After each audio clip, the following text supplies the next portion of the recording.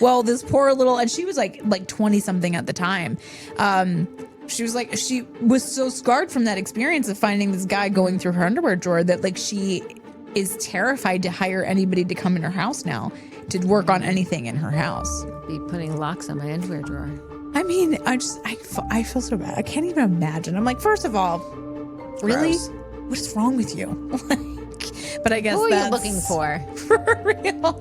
I guess that's like the bigger issue is what is wrong with people? Then I'd be wondering, like, did he take like I'd be going back. I'd be going my counting. Be like, all right, do I have all the ones? The frilly ones? Yeah. Or did he take something? Oh God, I didn't even think about that. That's terrifying. Ugh. She was just trying to not get murdered in her own condo. Well, hello, and welcome back to the Chicks in Construction podcast. I am your host, Mikki Paradis, and this is my illustrious co-host. Hi, I'm Jessica Abreu. We're kind of matchy today. Like, you're blue on the top and blue on the bottom. Yeah. Look at us. We could make a whole little number. Yeah. Be a little Smurf. I had to get dressed up today. Just listen, podcast people, we love you, and I want to put my best foot forward with you always, but this level of dress up is not for you. I had to do a thing. I met with my congressperson today. I was very excited about it, so I felt like I had to put on my fancy pants for her because I was like, she's in Congress. If I ever get in a lot of trouble one day, I want her to like me. So let me put on my fancy pants. You look stunning. Thank you. So do you. I like this color for us. Yes. Very good. I went to, as Jess knows, but so that you guys know, I went to the Home Builder Show, the International Home Builder Show in this year. It's where we launched the podcast from. It is. We launched last year. They did it in Vegas last year. This year they did it in Orlando. And here's the thing. Neither one of those places am I a fan of. I just no. I grew up in Orlando, so we all know how I feel about Florida. I was told to stop talking about it. I can't, but I'm gonna try to talk about it less. So we're gonna poop on Vegas instead. So I mean, honestly, like Vegas was. I don't understand. I didn't get it. It was so much stuff all at once. I guess the thing is too, I don't gamble because like, listen, I work too damn hard for my money that like I would maybe give myself like a limit of like $200 and like the second that's gone, I would be done gambling, and two, I'd be pissed off that I spent $200 on nothing. Yeah. So when we went, I was like, I don't know if you remember this. We were walking to the convention center and we were walking behind these guys and they smelled like a dumpster. And apparently this is pretty common in Vegas that like, because they go and the casino like rigs it to where you don't know like how long has passed. There's no actual windows. Yeah. So you're just like, you think it's only been an hour and it's been 3 days and you smell like you haven't showered in 3 days. And we were walking behind them and it was nauseating. I actually had to get off the sidewalk, go into the street and walk around them because I was like, I'm going to barf if I have to keep breathing these guys in. And do you remember the guy that yelled at me because he was in like he was in some kind of costume. And I think it was like a cartoon or something. And I was like, character. Oh, my kids would think that this is hysterical. So but pause. It was like, I think it was off-brand Elmo or something like that. Not like it was real. like generic Elmo costume that Temu. It was Temu. I was gonna say Amazon, but that would be rude to Amazon. It was like a Temu Elmo costume. Yes. So I took a picture of him before going into a store. First of all, a Target. We were going into Target, and she took a picture of him. Just quick, just to be like, hey kids, look how weird Vegas is. Just a picture of him, and he comes running up to me and accosting me because I didn't pay him to take his picture. Yeah. And I was like, what is that? What is it? He needs to be compensated for his image, just like somebody we know that needs to be compensated for her voice. Her voice that does not matter and knows nothing about anything. Anyway, we digress. Yes. Yeah, that was intense. Yeah. He was aggressive. And he wouldn't let me walk until I showed him that the photo was deleted off of my phone. Yeah. First of all, rude. I'm just going to say, come at me like that. I'm going to put hands on you, Elmo. I'm going to put hands on. This is still America. Okay. I'm going to put hands on you. It's like, I'm from the South. Okay. Jess is a little bit more polite.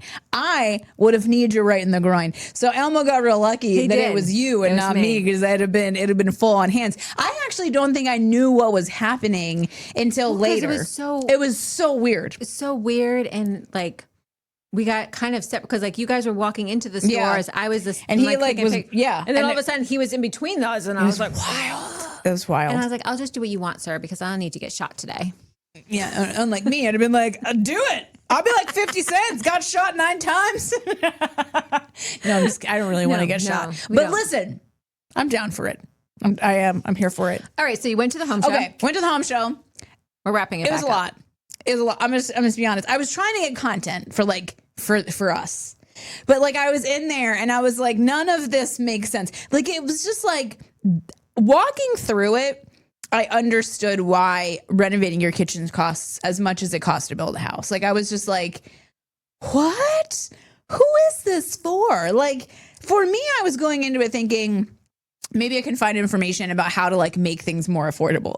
No. That was not the event for that. There's not the event for that. There was nothing affordable about the entire thing. Like I was walking past like $5,000, $10,000 bathtubs. And they're like, look at this great bathtub. And I'm like, how much is that? Like $10,000. What a bargain. I was like, yeah, absolutely not. Like, it's like, by the end of it, I was like, this is nonsense. I don't want to be here anymore. I want to know what people do for work that can afford those things. So that not so that I can do it, but so that I can tell my husband to go get that job. I feel like it was like this. This is people whose money works for them. Like they don't even work; their money do the working. And it was just wild. And I was like, so we need the Orlando Convention Center is 7 million square feet, and it was full of non-affordable things. And I was like, this is gross. This is giving gross vibes. So yeah, I'm home now, and today decompressing from all that. I am decompressing. One of the things that happened that was like, this is why I don't live in Orlando, and this is also why I talk very badly about Florida. So my hotel was 1 mile away from where we were having lunch with our dinner with Hydroblock, which they were our first podcast. They were our first guest on the podcast was Hydroblock, and I was having dinner with them, and my hotel was 1 mile.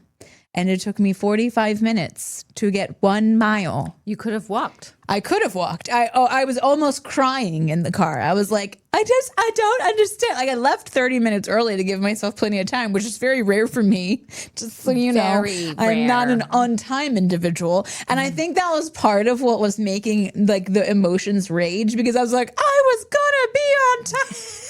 For the first time in my life. No, I was 15 minutes late, and it was rage inducing. 45 minutes to go it's a mile. 1 mile. Were you near like Disney? It was on International Drive, which is like Universal's right there. Okay. And they're all kind of like there, but just like in the distance. But it's just, it didn't make it was really because of bad road construction, but not even bad road construction, just bad lane design. Yeah. And there's just too many tourists in Florida for you to pull off some like some weaving and wobbling. You just got to go straight or people get real confused and oh my God. I was like, I can't, I'm going to die. I didn't die, but I almost cried. I will tell you that much. It was so frustrating. I don't know how people live there. And I say that as someone who used to live there. So speaking of crazy making, we've got a fun one for you today. And this has been brought up by a couple different people that I've interviewed for the podcast, but we're talking today about the scam that is known as the home warranty. Ooh. Have you ever had anybody try to sell you a home warranty? I get a letter. Yeah. I would say monthly. Yeah, I get from one somebody every month saying that like your American home warranty. Home warranty is almost up. I was like I don't think warranty? I have a home warranty, but thank you. It's a bigger, I would say, as somebody who once did buy an extended warranty on my car, that actually panned out very well. I had a Jeep Grand Cherokee that was a diesel. Oh. And let me tell you, that warranty paid for itself like 5 times over because there was a massive recall on that vehicle. It was nuts. But that's not typical. It's not typical. So I'm not saying go and extend your car warranty. That is not the advice I'm giving you. I'm just saying I think that home warranties are a bigger scam than the extended car warranty. And everybody makes great jokes about that. So we need to start making jokes about how scammy and shammy the home warranty industry is because I have some doozy of stories. But listen, guys, we have been trying to be more consistent with doing a script. Now, I didn't print them out today because I felt we should save the trees, but I do have the script on my phone. So we're going to try, and I say try, and I use that loosely, to be more intentional with our with your time, but because we really want to help you. So home warranties is the topic. So let's talk about what home warranties are and what they're supposed to be. So on paper, a home warranty is supposed to cover major systems like your HVAC, your plumbing, your electrical, your appliances when they fail or when they stop working from wear and tear. Which is why most people want to buy them, because that sounds like a great idea. Oh, this is going to break and I'm going to have a warranty to help pay for their repair or their replacement. And they're normally like pretty mild in price. So what's really interesting about home warranties is more times than not, they're actually sold to or geared towards people who are in a lower income bracket because they can afford a very small monthly payment. But if their HVAC were to go out or their washing machine or whatever it was, one of their larger appliances were to stop working, they wouldn't be able to just go out and get a new appliance. So they market the home warranties to people who, one, don't have any, handy person experience, but 2, are limited in their budget. And that in and of itself is really crappy, because it's not like, it would be great if home warranties were actually effective. And it was a great way for people who were on a smaller budget to be able to have that peace of mind. Like, okay, it's going to be great. They sell it as that, but that's not at all what happens. And we have some homeowner stories to like feed into this. Yeah, because the home warranty is actually written to protect the warranty company. Right. Because they want to keep their money. It's just like all things, all companies, they want to hold on to that money as much as possible. They want as many people pulling in and giving them a whole bunch.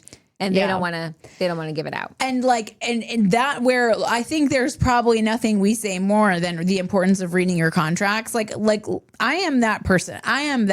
The one you got really irritated at because you were behind me in line and I was getting my rental car agreement and I read it and it made you mad because you wanted to get next in line, but I was holding the line up because I was reading the contract. But that's why it's important to read the contract because then you know what's in there. And unfortunately, these contracts are loaded with exclusions, with caps and really vague language that gives them a lot of wiggle room to say no to you. Yes. So let's talk about some of the common denial reasons, because that's one of Joe, our studio god over here. He was, when I told him today we're talking about home warranties, he's like, oh, I actually, finally got a yes out of a home warranty after 18 months of them denying us and saying no. And so that's like the first thing is like you pay this money every month, you think you're covered, you've got this home warranty, and something goes out in your house. And the first thing they say is, oh, that's not covered. And so one of the biggest things is that they use to deny you is saying that it was a pre-existing condition.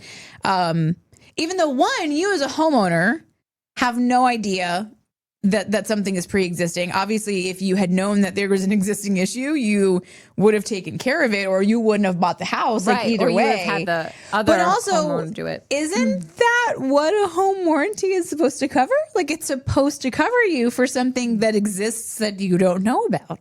Yeah. To fix. Right. And they're like, something no, needs fixing. You need to fix it. Yep. They're like, nope, sorry. Another reason that they'll deny you is improper installation.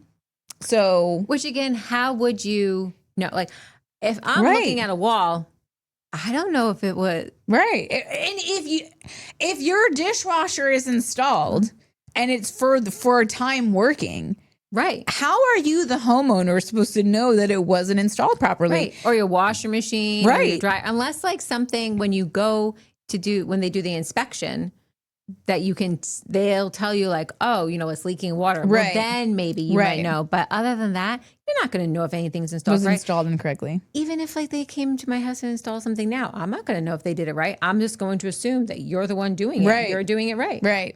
So like the fact that they use improper installation as a reason to deny people is kind of wild to me. It's crazy. I know I took one of yours. No, it's you all can right. take mine. Normal aging. Yeah. I mean, what?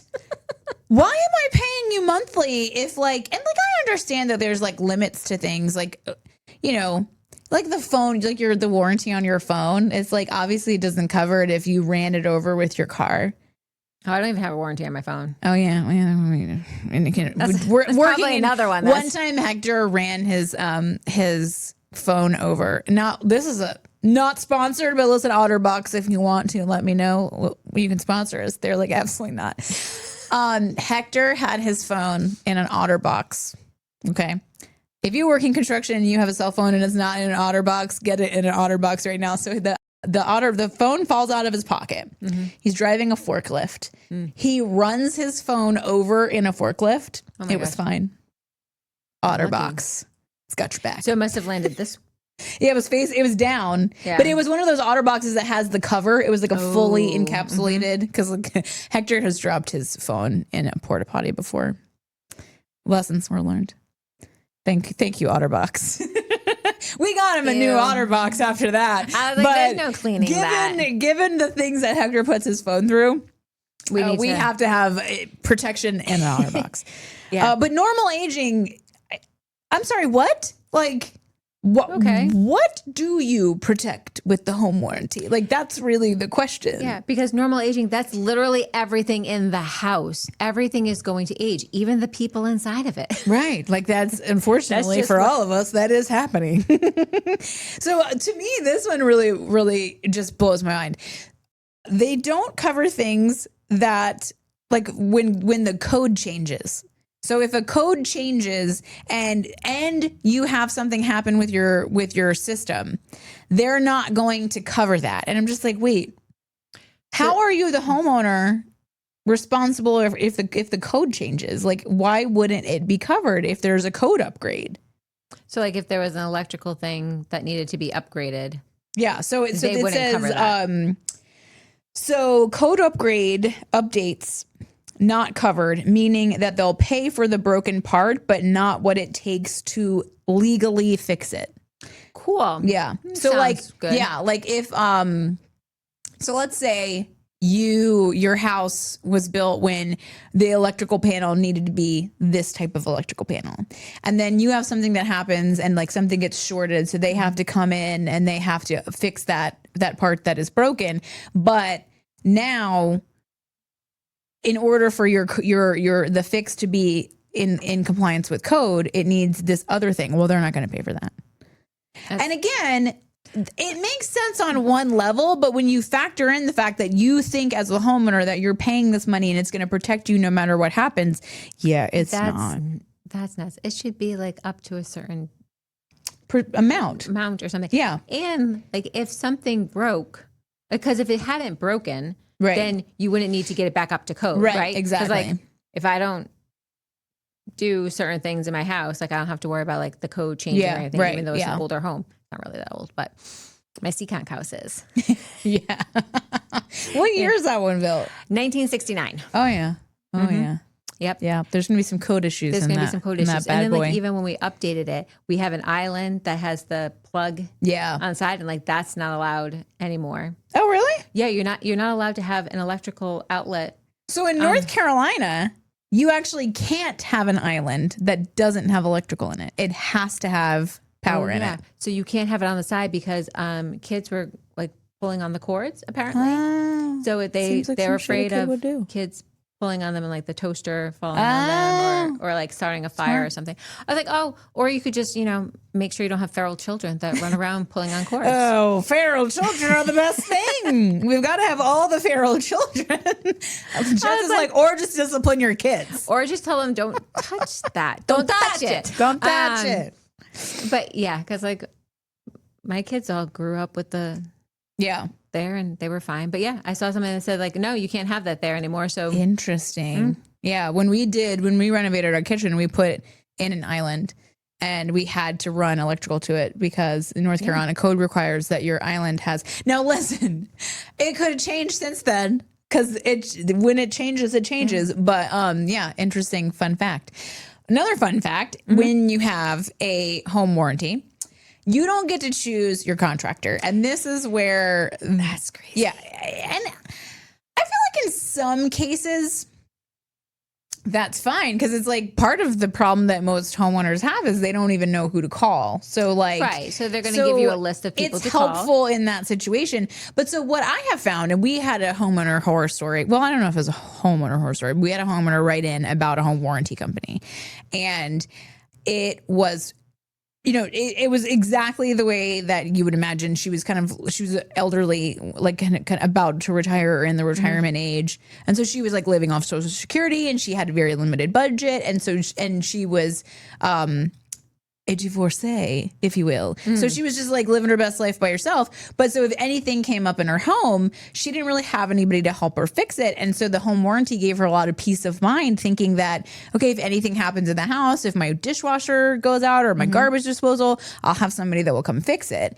And so when she first signed on with them, she kind of had better luck, and especially in like the small appliance area. So I think she said that it was either her dishwasher or her disposal. One of them went out and they sent somebody to come fix it. And the guy, she had a really good experience. He was really nice. He was very helpful, fixed her dishwasher or disposal, whichever one it was. And it was fine. So with your house and your HVAC unit, you have an inside unit and you have an outside unit. And these two units communicate with each other. So they the one unit tells the other unit like what the temperature inside is and like, turn on, turn how off. how much air we're blowing and whether it's hot or cold. And those, they have to communicate. So they have to be the same brand. So she had an issue, and I think her outside condenser, it went bad. So she calls her home warranty company, and she's like, "Hey, I have this home warranty. My air, I think her heat was not working." So they came and they swapped out her outside unit. Okay. Her heat never worked again. And when I say replace the inside one too, they did not. They only replaced the outside. And when I say that it never worked again, I mean that so it only turned on her auxiliary heat. Now, if you don't know what auxiliary heat is, no, we don't. It is so inside your internal unit, there is something called auxiliary heat, which should only turn on in like extreme situations. So like when there is a drastic cold drop and your outside unit cannot make enough hot air to be able to warm your house, the auxiliary heat are heat strips inside the house that will turn on, and it will help to get the house up to that desired temperature. But it's supposed to be really short term because it's extremely expensive energy. So those the heat strips will drive your electric bill through the roof. Okay. So she brings these people in, they replace her outside unit. Her next electricity bill was $400 because the entire month her heat was running off the auxiliary heat strips. Oh my God. And she had no idea. So like I have the Nest thermostats, and they will turn red when the auxiliary heat is on. Oh, okay. So that's the only reason I would know that if they because I think when we had that crazy cold snap, our auxiliary heat turned on, and I was like, whoa, this is going to cost me. And so that's the only reason that I knew, because it turned red. So if you don't have the Nest, or even if you don't know what the red means, you could not know that for an entire month. Or you could just not know that was a thing that happened. Or you could just not know that's a thing. You would not know why your electric bill is going through the roof. So she ended up, because she's on a budget, and she didn't know why her electricity bill was so high. She had no idea that her unit was running off auxiliary heat.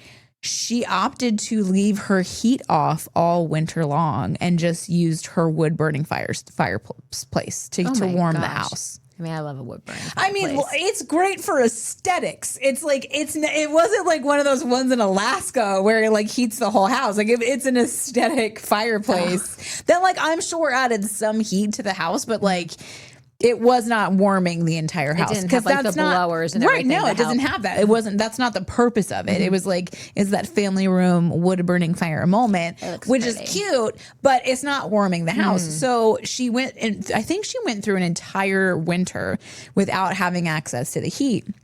So she called an HVAC company to be like, listen, I don't know what's going on.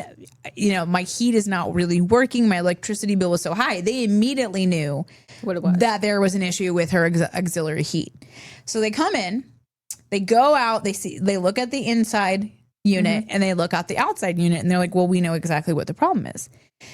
When was your outside unit replaced? And she was like, last year. They're like, okay, well, the unit that they replaced it with was made in 2008. So they put in I think at the time it was a 15-year-old.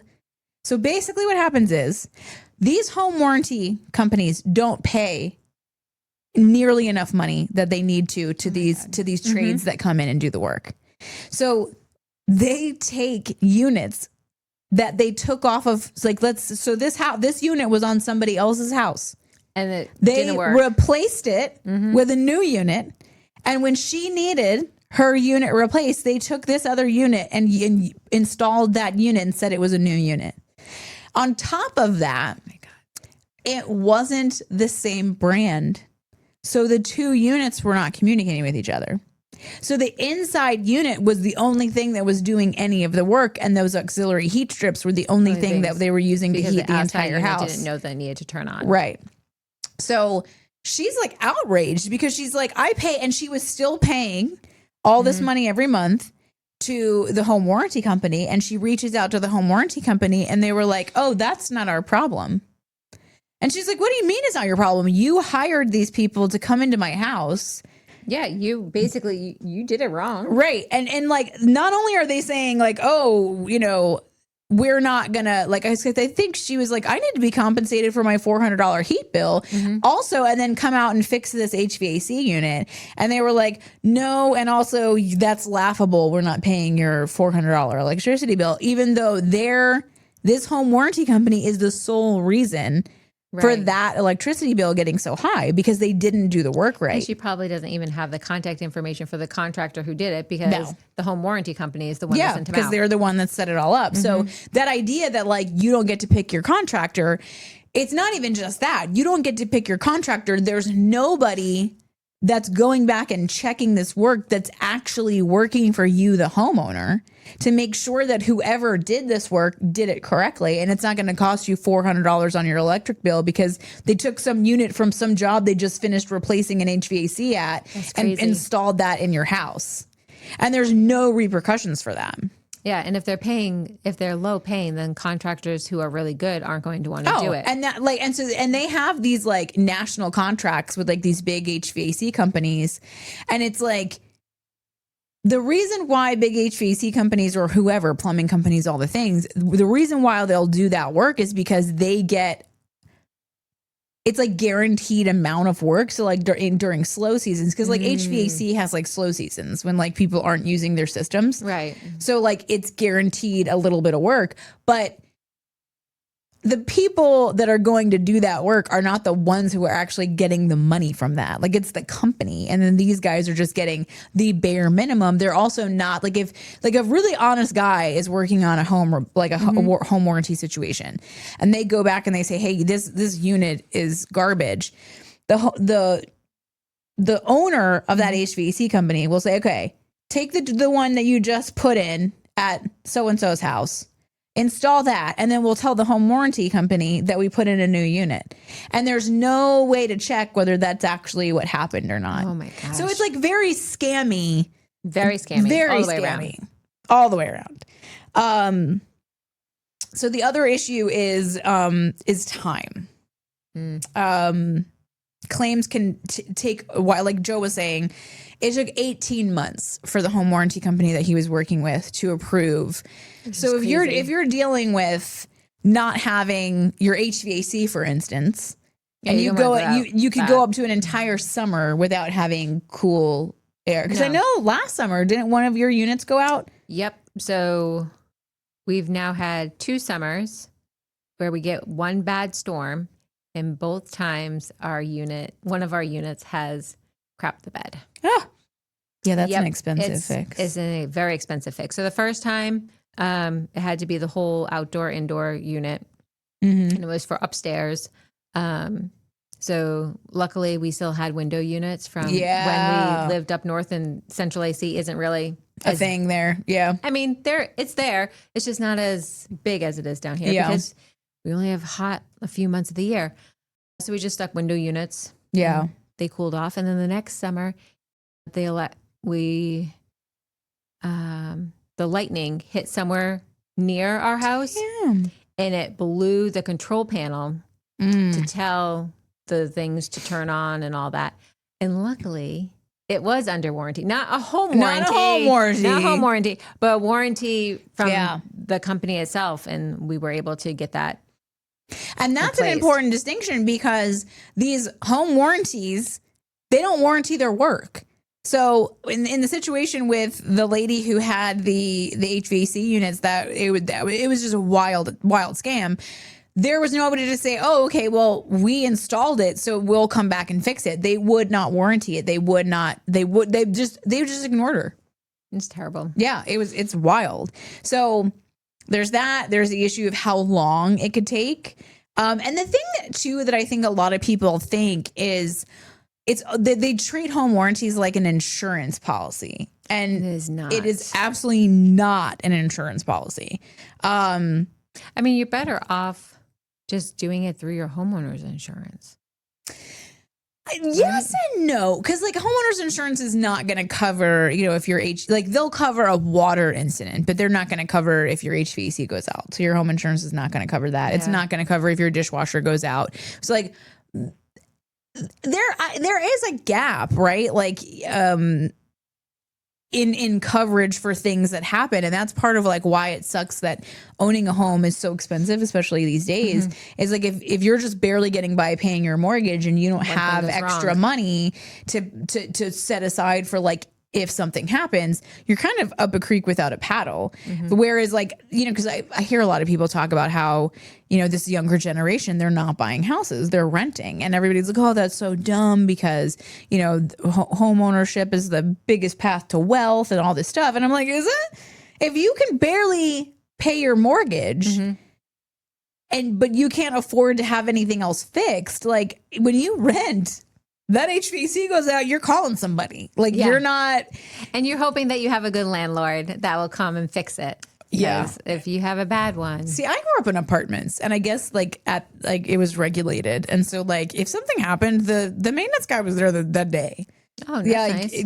I don't know if it was regulated or like how we just got lucky, but like that was the beauty. That really is the beauty of renting is like if large systems like that go out, it's not your problem. Whereas if you own, it is your problem. And so all of it's your problem. All of it is your problem. And so like understanding and I think the way that these home warranty companies kind of sell their product is they do make it sound like it's an insurance policy, but it's genuinely not. It is a service contract, which means that they're not regulated, or they are regulated but differently, and it usually requires arbitration instead of like going to court. So if like the situation with the lady in the HVAC, she didn't have the ability to sue them because in the contract they have an arbitration clause, which means it basically says like if there is ever any problem, you won't sue us. You'll agree to go to arbitration or like mediation, which you have to have lawyers for. So you can go to court, you can sue somebody without hiring an attorney, but you can't go into arbitration without an attorney. So it's like they set it up so that they're protected. Again, they're protecting their warranty and their money, not the homeowner. Yeah. And the other issue is like it's the concept of like, I don't know if you've ever seen, I don't know if it was, I think it was The Simpsons. And this is just, I probably haven't seen Oh yeah, you probably has. Jess doesn't watch grown up cartoons.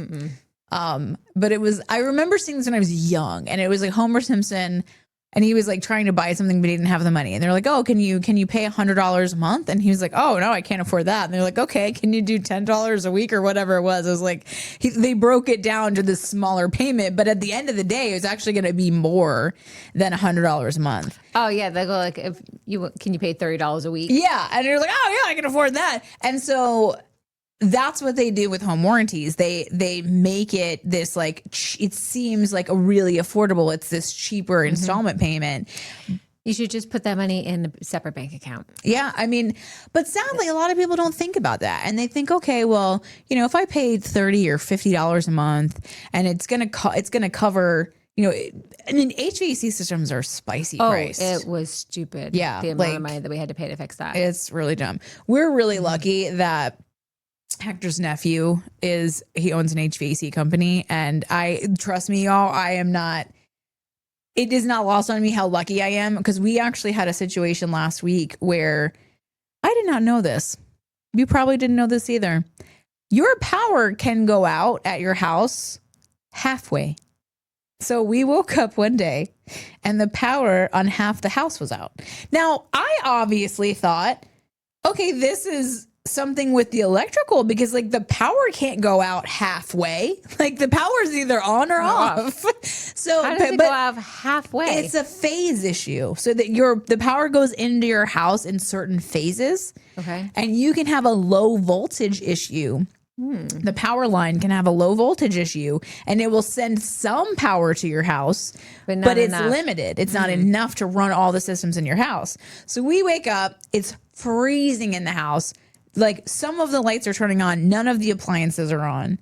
And I call a friend who's an electrician, and he goes, oh no, you don't have an electrical issue. You have a power issue. So sure enough, we call Duke, and they're like, oh yeah, you have an outage. And I'm like, oh yeah, that's why I'm calling you. Like obviously, Barry, I'm not calling you for funsies. Like as much as you seem like a nice guy, because my day is not going well. He was like, I guess because it wasn't a full outage, it wasn't showing up on their system as an outage.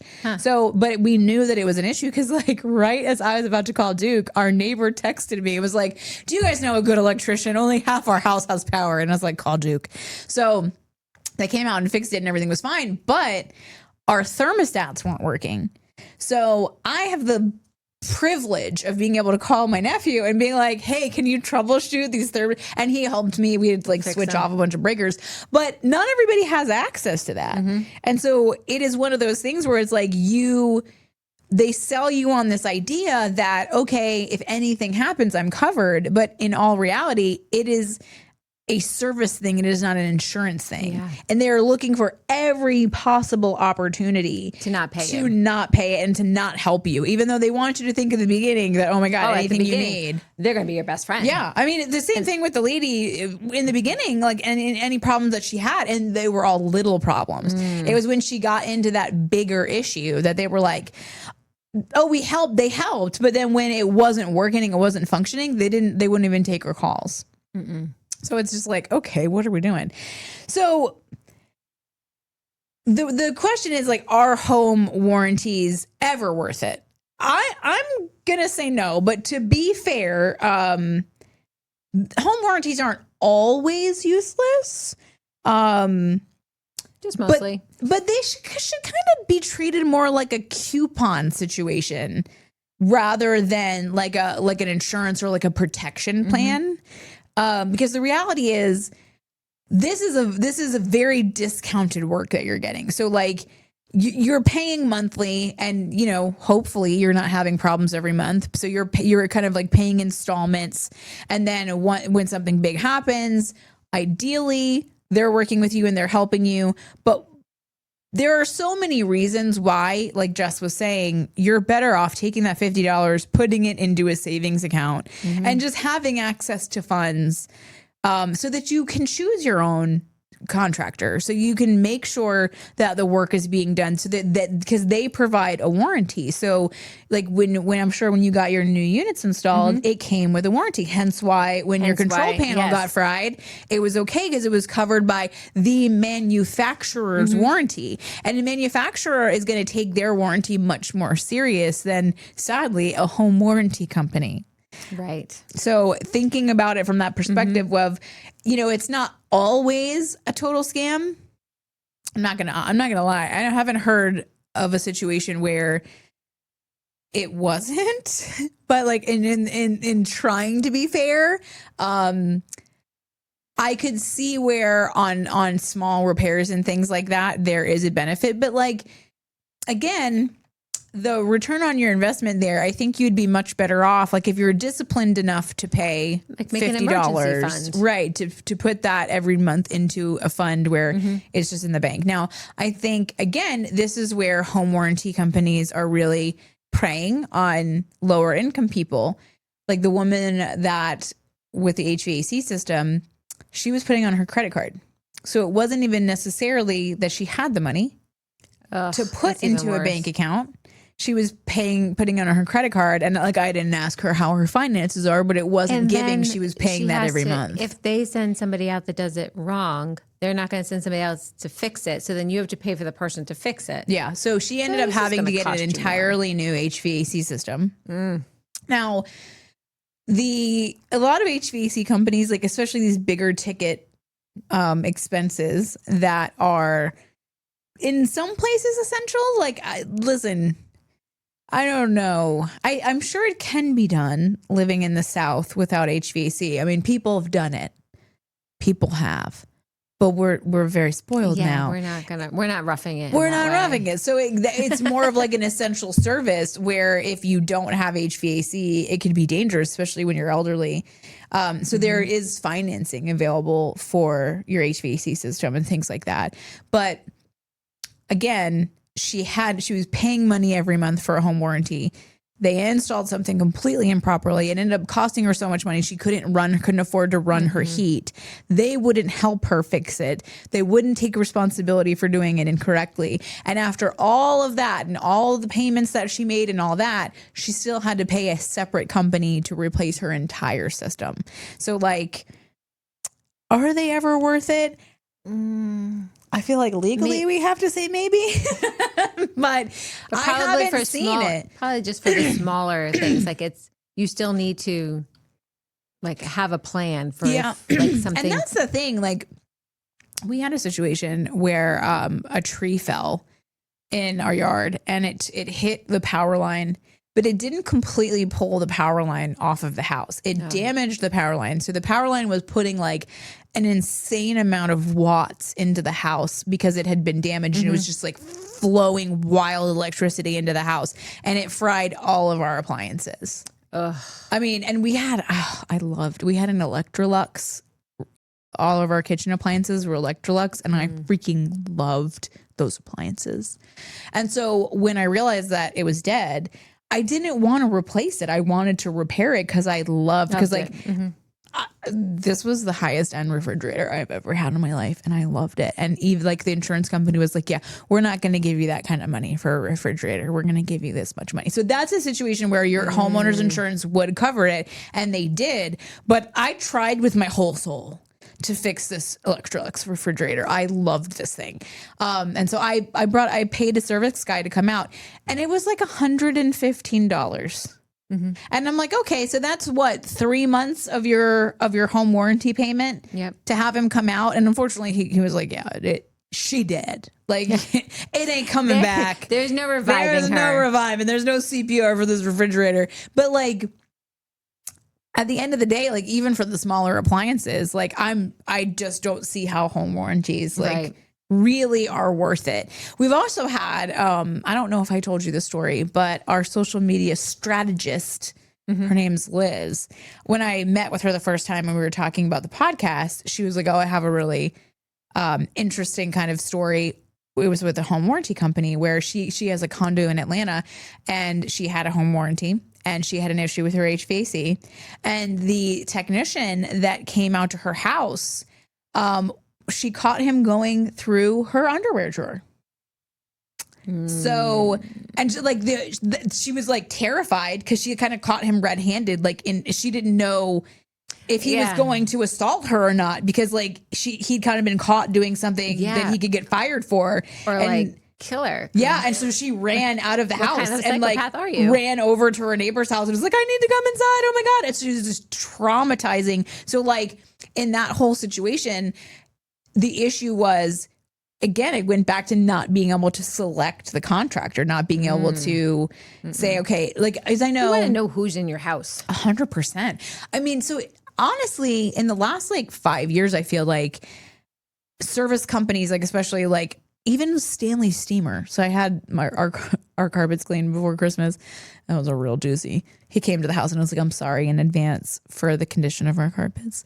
But I got a text from Stanley Steamer when he was on his way of like a picture of who the technician was going to be and his name. And that's happened for several different companies that I've worked with, that they have these like customer experience softwares that it kind of it sends you a text right before somebody comes. It lets you know who they are. That's not happening with home warranty companies. You kind of get what you get, and so this They probably don't even know who's showing up at your house. Probably not. I mean, they contract. It's probably like several different changes hands several times. So they're just like, well, did it get taken care of? Then you're welcome. Well, this poor little, and she was like 20 something at the time. She was like, she was so scarred from that experience of finding this guy going through her underwear drawer that like she is terrified to hire anybody to come in her house now to work on anything in her house. Be putting locks on my underwear drawer. I mean, I feel so bad. I can't even imagine. I'm like, first of all, really? Gross. What is wrong with you? But I guess Who are that's you looking for? For real. I guess that's like the bigger issue is what is wrong with people? Then I'd be wondering, like, did he take like I'd be going back. I'd be going my counting. Be like, all right, do I have all the ones? The frilly ones. Yeah. Or did he take something? Oh God, I didn't even think about that. That's terrifying. Ugh. She was just trying to not get murdered in her own condo, and I was like, I wasn't saying right then I would count it. Be like, I want to count them all. Make sure you're like later. Count them later. So some smarter alternatives other than doing these home warranties. So if you're a homeowner, some smarter alternatives that we'll recommend instead would be to hire. Oh, this is a really good one. So when you're buying a home, listen, I don't care what year this house was built. You're getting a home inspection. I also don't care how much this home inspection costs. Lately, and I think it's because I've been watching our reels so much, my algorithm on the Insta has changed a little. And so I'm getting, I think I've sent you a couple. I am getting so many reels of these home inspections of brand new homes where like everything is wildly bad. So a lot of people think, oh, because it's a brand new home, why would I need to get a home inspection? Because you need to get a home inspection. There are so many things. And just the idea of like trusting that something was built properly, that would be ideal, right? Like that's a great world. Unfortunately, we don't live in that world. So when you are buying a house, you need to always, always, always get a home inspection. And that is a great way to circumvent needing a home warranty, because if you get a very thorough and comprehensive home inspection, then you'll know what's going wrong with your home. And you can negotiate those things to be fixed, or a price reduction so that you have the money to fix them yourself in the buying stage of it. So you don't need to come up with the money to fix it later. Now, I know a lot of people find themselves in situations where the seller's like, well, I'm not going to sell it to you if you want me to fix all these things. But at least you know that there's problems and you're not going into it blind. Like if you choose to buy the house anyway, you choose to buy the house anyway. But having that home inspection saves you, I think, really in a large way from needing a home warranty to do, in general. Getting an independent HVAC and plumbing inspection. If you are on a budget, I feel like this is going to be an expense that you don't really want to pay. It's actually not that expensive. Yeah, it's really not. The I don't know about the plumbing one, but we had an independent, so we had our home inspection done. Then we had an HVAC inspection done because it was an older unit. Yeah. And we wanted to make sure it wasn't going to die the minute that we signed. Smart. And then we also had another independent roof inspection done because also older roof. old, and we wanted to make sure that the roof wasn't going to collapse in our first year of owning the home when we're putting so much money into it. So, and they weren't like, it was just like a couple $100 extra for each one, which is an expense when you're going to be buying a home. But at the end of the day, what's worse, $200 on a roof inspection or 10 grand on a roof? And honestly, 10 grand is a bargain. Right. And we went back to the seller and we're like, you know, there's a couple things here that like in a year, maybe less, we're going to need to do some things. So we're going to need you to reduce that price a little bit. Reduce that price. And then he actually just covered our closing costs, which. Oh, that's nice. I mean, that works too. You know, you figure something out so that it works. And that's the whole thing is like, it's again, the more you know. And so having those home inspections so that you know what you're getting into. So, you know, okay, you know, my HVAC system's good. My roof is good. I don't need to spend $50 a month for problems that I am not going to have. And then just understanding that like, okay, if you do have this home this home warranty, it's not insurance, and it's likely not going to cover the things that you need to get done. And also, can you really trust that the work was done correctly?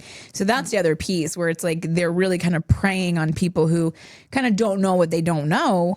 And they make you fearful of things that are going to go wrong. Like they are going to make you so fearful and think that like this is the thing that's going to save you. Yeah. And it's really just not. That poor lady like didn't have heat for an entire winter because it did everything but save her.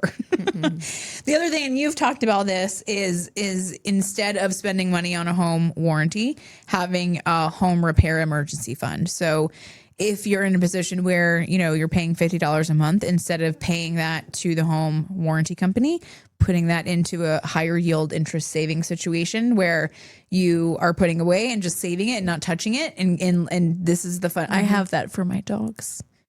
I have a emergency, or just like this is our life choice fund for the dogs. Because like Optimus Prime had pet insurance when he was a puppy, which I was very proud of myself because I was like, this is going to save me so much money when he gets older.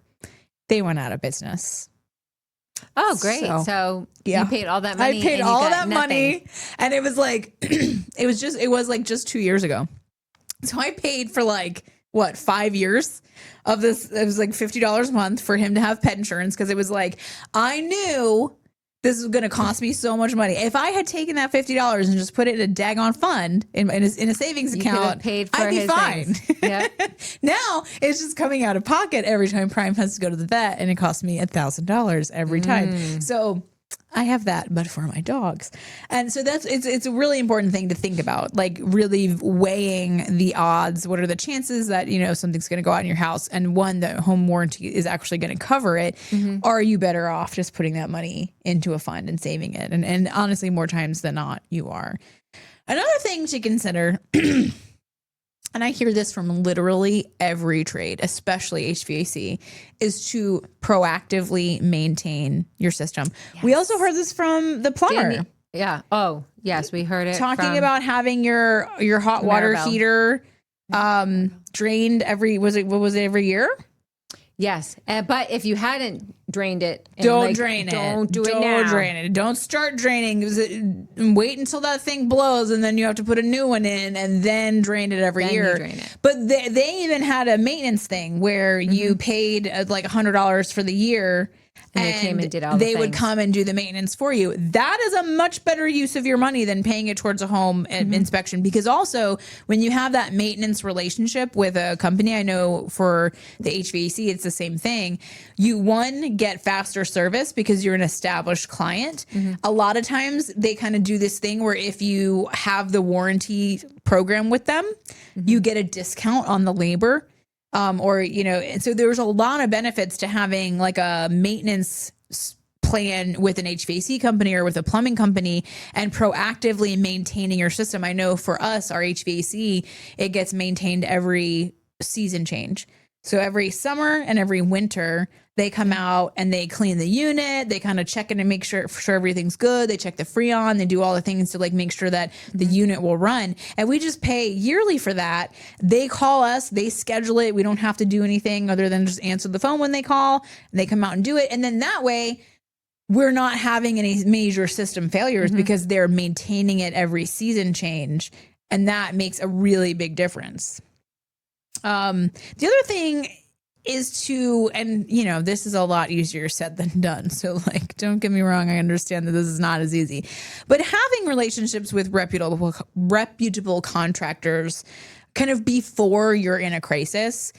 And again, why would you have that relationship if you didn't, didn't work in construction? And I get that, but there is really something to be said about, my ability to call my nephew and say, hey, my thermostats aren't working. And we literally he was like, okay, go to the breaker box. All right, turn that off. Now go check. Okay, turn this. We spent like 15 minutes on the phone. I was just like going from one room to the other, like flipping switches. And then finally it worked. That's because I have an established relationship. Now, obviously, I don't think you would be able to have that if you weren't related to somebody. But when you do get the opportunity to meet, because like, let's say your system went out or you needed your Freon charged or whatever, trying to be intentional about building relationships with them so that when you do have something that goes on, you have access to somebody, you have an existing relationship. I mean, that's like perfect world situation. We know that that's not always going to be available, because if it was, you probably wouldn't be watching the show, but we're still throwing it out there just in case. Yes. So some things to keep in mind: that home warranties are often sold on fear, as Jess was saying, fear that something will break and you won't be able to afford to fix it. You won't be able to afford to fix what they break. So keep that in mind. When they put the wrong system in your house and it's not communicating with the other systems that it needs to communicate with, and your electricity bill is $400 for a month, really the fear that they should be selling you is the fear of how badly they're going to screw you over, not how badly everything in your house is going to fail and they're the only ones that can help you. That's not really how it shakes out. So fear-based protection usually does disappoint. So keeping that in mind, real protection comes from education, preparation, and knowledge of who to call when something goes wrong. So understanding that, things will go wrong, having relationships with people to call when they do, but also keeping your house as best maintained as you can, and really factoring in the cost of doing those warranty or those maintenance plans with certain companies, and realizing that the return on your investment there is probably a lot higher. So that's why we talk about this stuff on Chicks in Construction, is to help the homeowners, you guys, to make smarter decisions and with your money, with your contractors, with your home, with your renovations, and so that you don't, have to learn the hard way. Yes, because as we've said many times, learning the hard way is overrated. So if you have had a homeowner warranty situation, we would love to share your story. So, homeowner horror stories is how we make the donuts around here. So we would love for you, no matter if it's a home warranty situation or if it's just a homeowner horror story, please go to chicksandconstruction.com and share your stories with us so that we can share them with other people and everybody can learn and have better experiences, because that's what this podcast is about. So you can go to chicksandconstruction.com, scroll down, and we have a little form that you can fill out, tell us your story, and we will share it on the pod. Absolutely. And then where else can they find us? So we're on Facebook, Instagram, and LinkedIn at Chicks in Construction Podcast. And you can find us on TikTok at Chicks in Construction. And apparently I'm not doing a good enough job with my call to action for our videos. So my call to action for you, my friends, is please subscribe. Like and subscribe. It's free. And subscribe because it's free. But also, the more people that subscribe and the more people that like and the more people that leave nice comments, the more people get exposed to the content. And the whole purpose is we just want to help people have better experiences. So if you could subscribe and leave a nice comment. If you don't have anything nice to say, don't say anything at all. I don't know if your mom taught you that, but let me be the one to teach you that. Okay? All right. We'll see you guys in the next one. Bye.